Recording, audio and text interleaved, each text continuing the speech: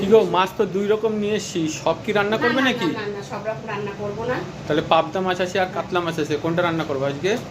ভাবছি আছে কাতলা মাছ রান্না করবো। বন্ধুরা এই দেখো লবণ হলুদ মাখাচ্ছি। দু রকমের মাছ তো নিয়ে আসছে।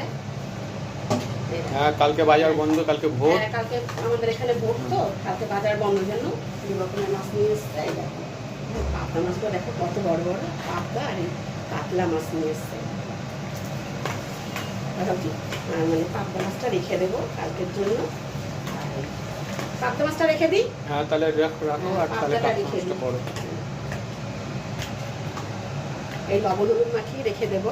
লবণ হলুদ মাখিয়ে রাখলে ভালো থাকে। আর এই যে কাতলাগুলো আছে, রেখে আসি।